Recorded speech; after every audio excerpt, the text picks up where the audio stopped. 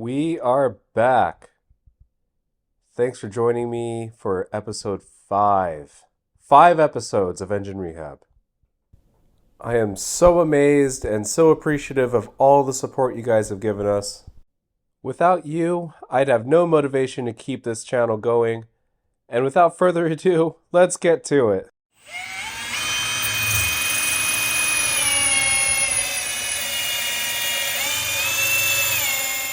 Let me show you the song of my people. In episode 4, we got these heads torn down and inspected. If you remember, these guides were clapped.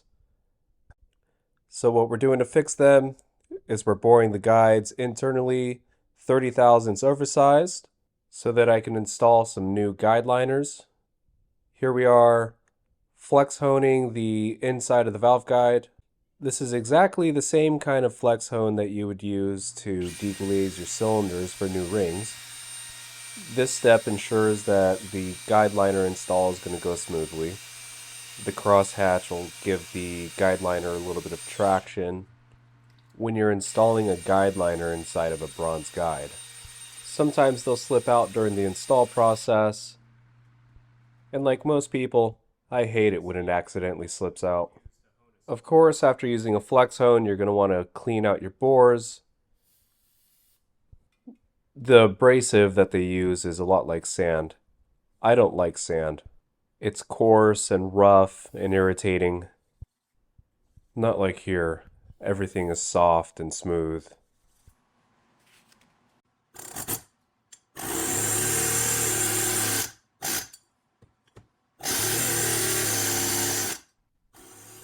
You know, it's funny. Guide liners are a real mixed bag.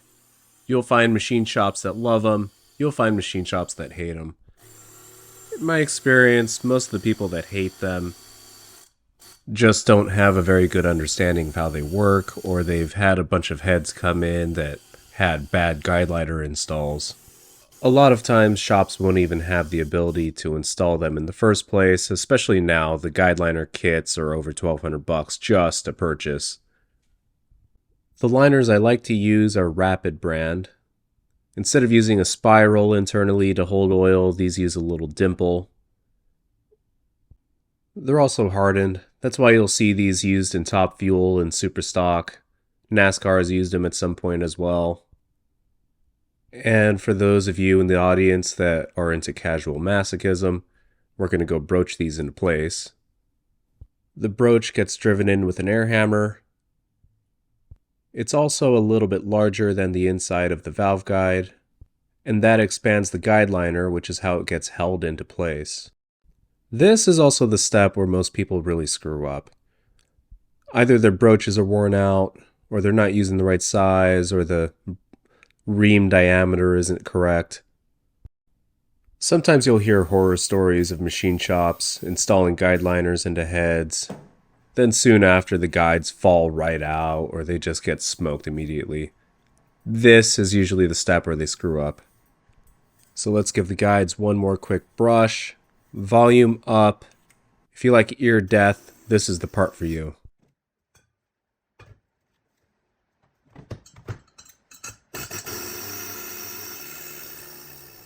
Have you had enough of the brown note yet? If you didn't watch episode 4, I'd really recommend that you do. You'd know that these heads came from a machine shop in town. Now, what do you do when something one of your peers has worked on rolls into your shop? In most situations, I just fix the problem, get the job out, then pick up the phone and call up my peer or buddy and just go, hey, I had this roll in. This is what I found. You should look into that. And that's normally what I do, except nobody liked this guy, and he'd be a little hard to get a hold of. Wink, wink. Now that the guides are broached into place, I'm reaming the guides. We're using a special carbide reamer that only works on bronze. I think this step is really important. It helps keep the guides straight.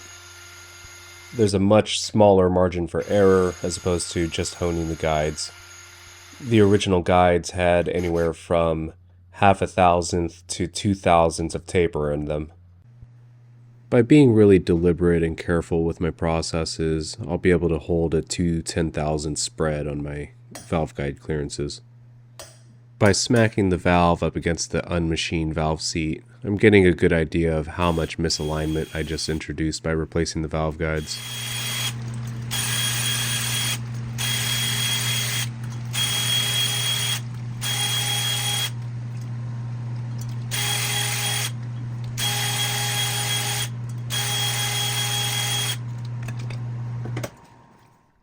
The reamer that I use is finished size for all LS valves. I like to come in with the diamond hone and just lightly brush the guides to introduce a crosshatch pattern. The crosshatch gives us a little bit more oil retention. This step unfortunately gets overlooked. The honing does a really good job at promoting good bore geometry. Measuring with a dial bore gauge isn't going to tell you whether or not your guide has an S shape to it or any otherwise undesirable shape. Your valve job is only as good as your guide work. A lot of people get into trouble by doing valve jobs on guides that should have been replaced, or by otherwise rushing through the guide sizing process. And all of this just affects part life, causes failures, and ultimately costs you money, and it increases the risk for comebacks. It's just not worth it. Don't rush through this step. Also, consumers, I'm looking at you. Don't rush your machinist. It's not worth it.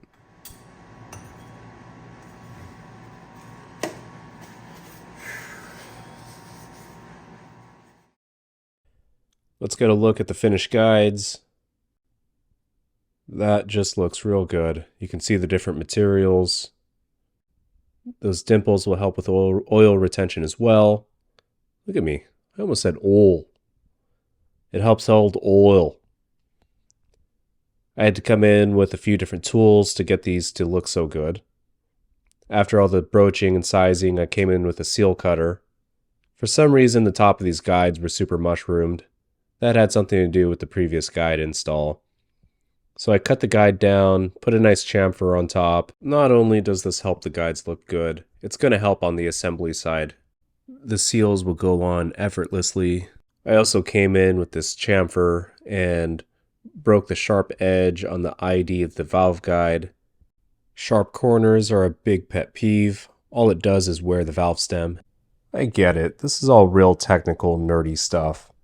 All I'm trying to do with this channel is give you an inside look at high-performance engines, cylinder heads, show you what really goes into high-end machining. I'm always going to advocate for the machine shop. It's a hard job, the tools are expensive, and really, it's very misunderstood by the general public. It's not even that the tools cost so much money. It takes years just to even consider yourself competent. Half the time, when someone starts getting good, they end up quitting and going to a different industry. That's why it's hard to find good machine work, and that's why it costs so much. And you know what? I dare you. Name 5 shops that are run by guys under 35. They don't exist. I almost forgot.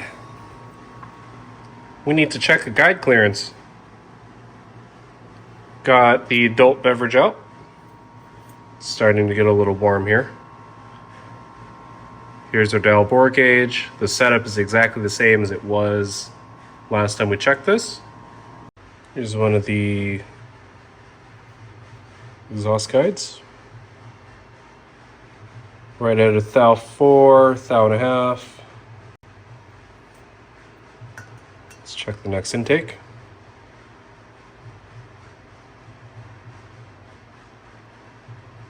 Thou 3, thou 4, thou and a half.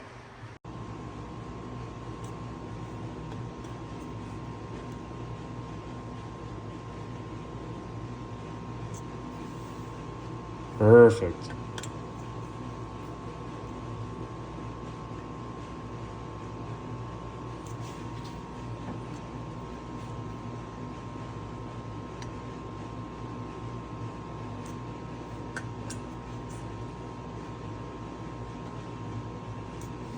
Nice and straight.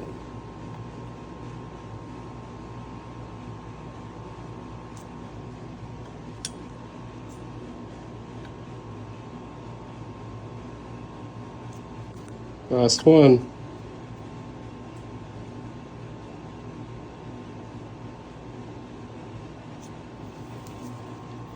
Perfect. About 1.4, 1.3. I'm only looking at the gauge as I'm pulling it out of the guide. After the guide liners are installed and broached, you've got to trim them. This is what they look like, and that's what I mean by needing to trim. They're a little bit longer than they need to be for this application. So, I take a cutter. This is one of them here. It's piloted, and you just come down and spot face the guide. One thing that a lot of people really don't know is that once you replace the guide, you've got to go in and resize it. That valve doesn't fit.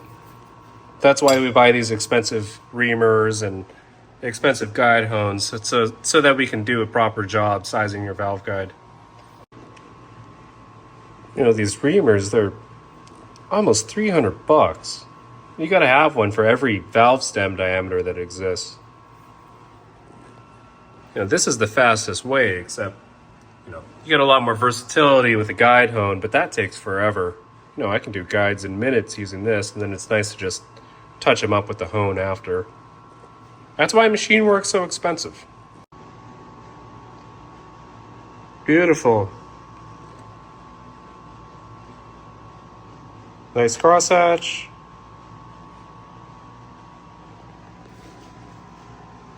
Let's get these cleaned up and ready to surface.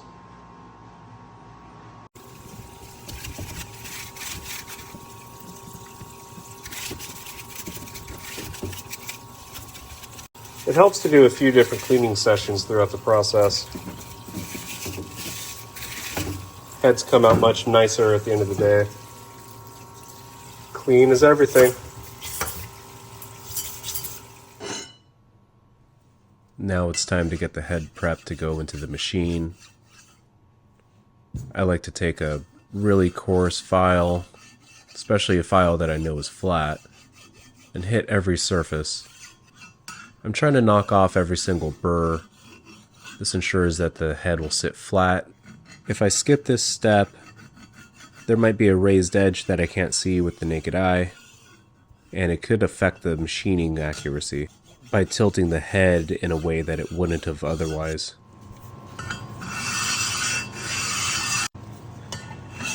There's remnants of tape on this intake surface. That's real annoying.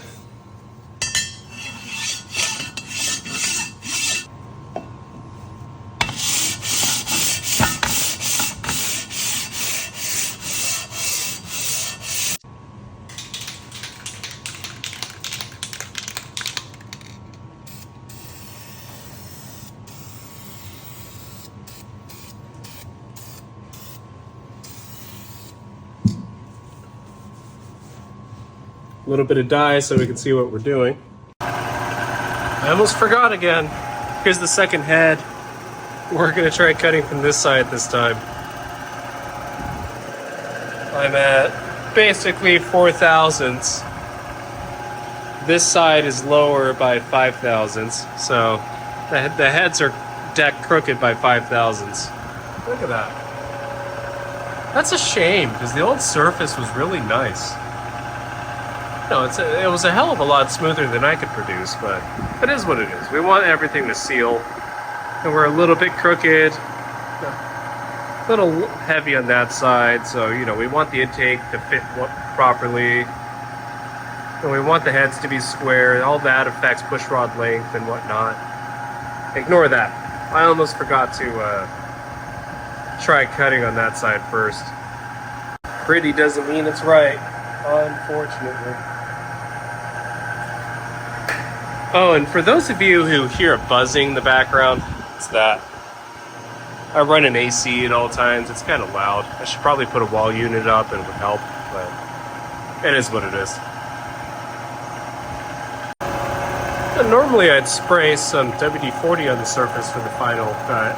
I've been playing around with some other stuff. A little bit of Caranuba wax. I don't know that there actually is wax in this, but trying that. It's doing okay. It's less messy than WD-40. It smells better too.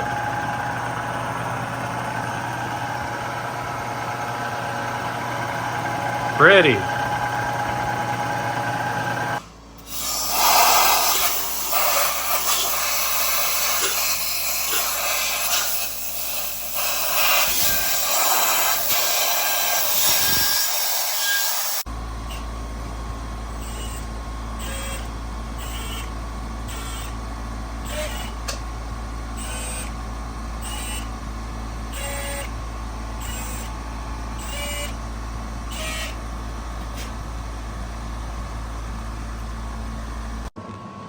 I wonder if I can get away with just grinding these seats. If they're far enough, I'm just going to put it in the machine. It's worth trying. If I can just clean them up with the stone and get reasonable concentricity, I'll be pretty happy. Could be iffy. I did change the guides. But guideliners follow the existing valve seat. So, I don't know. Could be a wash. We'll try it. Well, that's just going to take too long. I started grinding the first seat and I went, well, maybe that'll work. But it'll take forever and a year to do it with the stones. So, once that thing's done, I'll get the fixture set up in there. Sitting right there. I'll get the fixture set up in the mill and we'll go ahead and just machine the valve job. I wish it went this quickly in real life. I only have the essential machines for doing cylinder head work. I do most everything on the Bridgeport. Surfacing is pretty messy. It takes quite a bit of time to clean up the machine and break it down. There's no reason to work in a messy area. Taking the time to clean up between setups saves a lot of headache. You know I can't forget to chamfer everything. It's pretty easy to cut yourself on a freshly machined surface. Now's not the time for the blood sacrifice. Looking back, I should have started the Church of Cthulhu 10 years ago. Beto, I'm sorry to disappoint you. At least starting a fictitious church would have earned the respect of my in-laws. But since they're schizophrenic, and they couldn't figure out what a machinist actually was, they defaulted to drug dealer. So here I am. Josh the drug dealer. All the details are starting to add up. We're almost there. All we've got to do is cut the seats.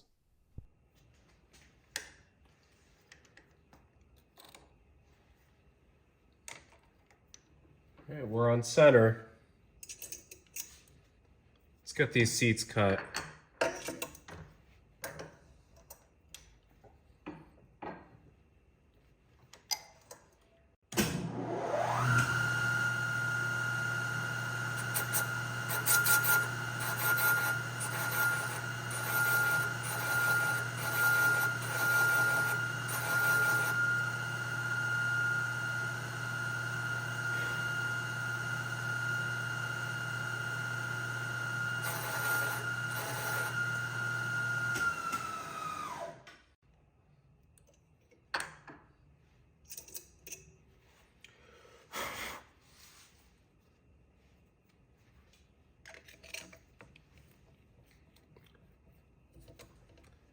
Now that's what an LSA seat should look like.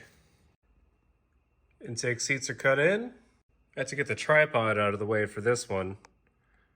It was so far off, it was cutting on one side. It was a two-handed job to get that straightened out. This seat was 10 thousandths higher than all the others. And the valves seat nicely.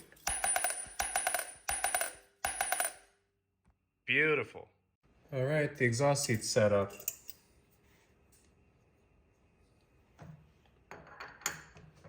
Not sure what it's going to take to clean these up. They've got a weird valve job in them.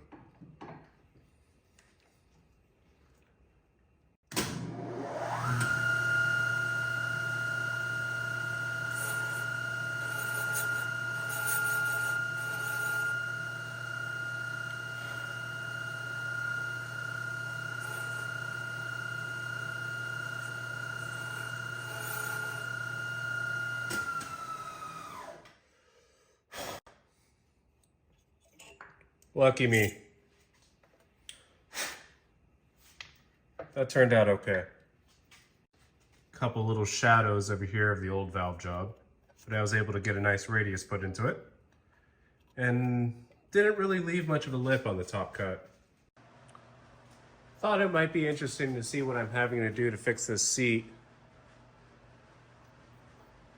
It's only hitting on one side really hard, so I'm having to feed using the quill stop and then just peck at the seat.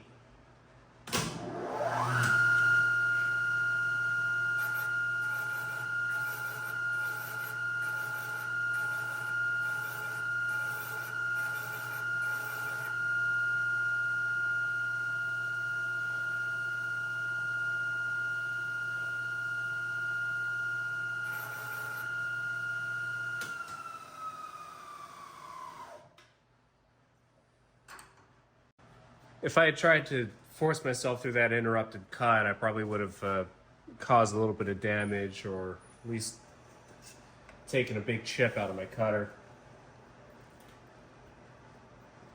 It takes a little bit of finesse. All the seats are cut. That sure looks good. Now I'm going to come in and grind the 45s. That'll help take care of some of that light chatter that I have. And I can go ahead and wash and reassemble the heads. This is the head that I tore down in a previous video. That's the cylinder that sat with water. And I cut most of the rust out, but as you can see, there's still some staining. Rust tends to have some depth to it. That'll never go away, not within reason. Second head done. This one was worse than the first. As is life.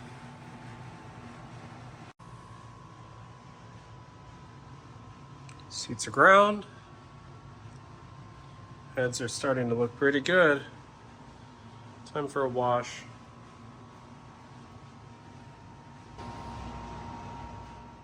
I was originally going to film the assembly, but after some thought, I decided, you know what, that's an entire video in itself. So the heads are clean. I'm just going to showcase all the machining. Look at the contrasting colors. Everything came together pretty well, especially considering that these were really hacked up when they came in. I got all the rust knocked off of the valves, cleaned off all the white lithium grease. They all had to be reground even though they were really expensive aftermarket valves. All the lithium and all the rust got cleaned up out of the heads. Guides are all clean. And here's the moment of truth. Under 1,000th of seat run out.